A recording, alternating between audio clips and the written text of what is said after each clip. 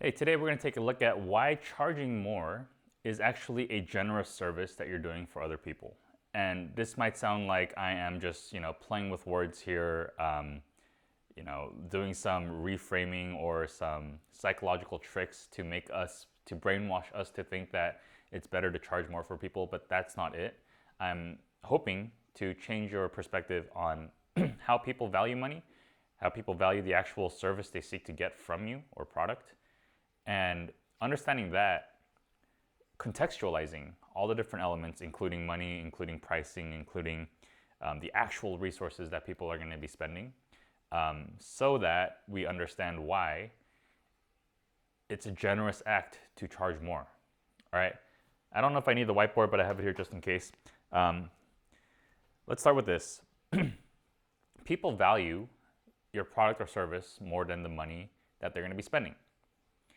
Money is a means to an end. It's not the end itself. And if you are someone who values money a lot as the end itself, then that creates a lot of problems. And usually the people who struggle with creating value struggle with accepting money from other people or creating a system where they're the recipients of money. They struggle with that a lot because they think that other people value money in that sense, but that's typically not the case. We gladly spend money on things that we think are more meaningful to us than the money itself. If the money was more meaningful, we wouldn't buy it. So you probably wouldn't pay $500 for a box of Kleenexes because the meaning that Kleenex offers you is very small. But let's say it's a sentimental Kleenex, for example, and it's been passed down for generations or whatever, it's a family heirloom. There might be some incentive to pay $500 for that, right? It's the abstraction and the subjectivity of money. So first is to understand that money is never the end, right? And so when we say that, okay, we're going to lower prices in order to be more generous, in order to help people reduce the cost for people, we're actually being unempathetic to understanding what's actually valuable for that person. And when we see what they actually value, we can maximize that, increase our prices, and still they would be much better off, right? And so that's one concept. The second concept is the idea that time and energy, attention, like these are truly limited resources, right? You can lose money, you can get back money. If you lose time, you're never getting it back. And when you understand how the mechanics of money works, pricing works, you start to realize that it's a shortcut for people understanding stuff. It's a way for you to communicate your value without the other person having to actually pay and experience everything. So it's actually a way of respecting their time and energy, right?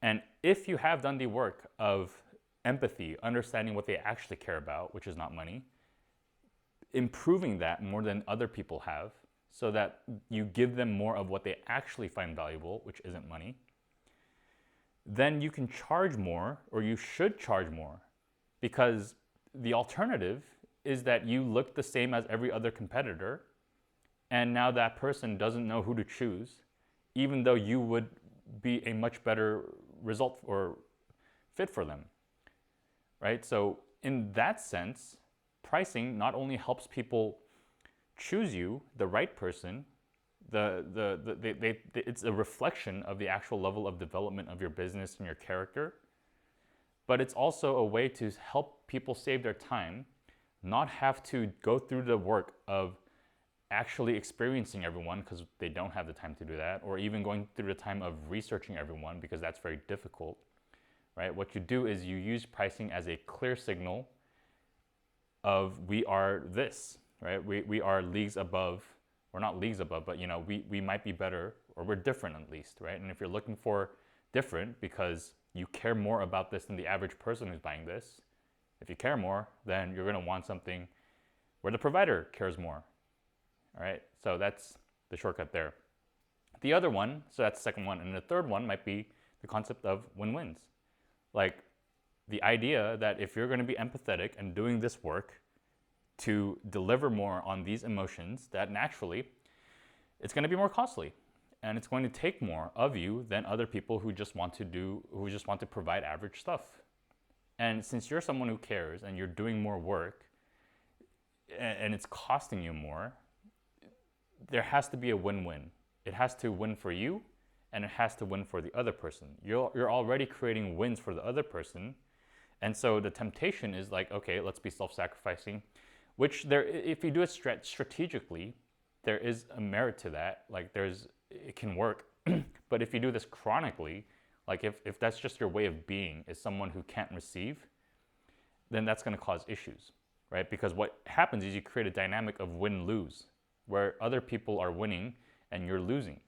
And while that might seem generous in the short term, and it can be coming from a place of generosity, I think it's also coming from a place of a bit of naivety. Because if you project into the long run and see how that win-lose dynamic goes, the person who is continuously losing ultimately can't sustain it.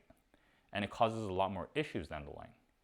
All right, so the more mature way is to create win-win scenarios where both parties benefit, where you benefit from being rewarded with money that you can spend on other things that are meaningful, and the other person gets way more than the money they actually spend, right? So a couple of thoughts on pricing, a couple of thoughts on why it's generous activity to actually raise your prices, why you'll find better alignment when you raise prices, because you'll signal to people who care more that this is the type of practice that they might be interested in looking into and might be interested in considering. It's a generous act because people don't value money as much as the thing they want to get.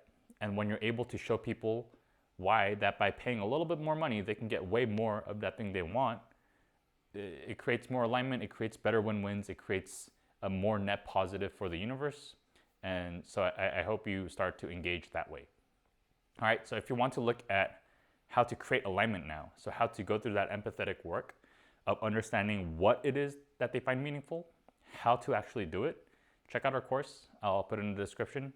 You can do it, raise your prices, and build a better future. All right, see you guys.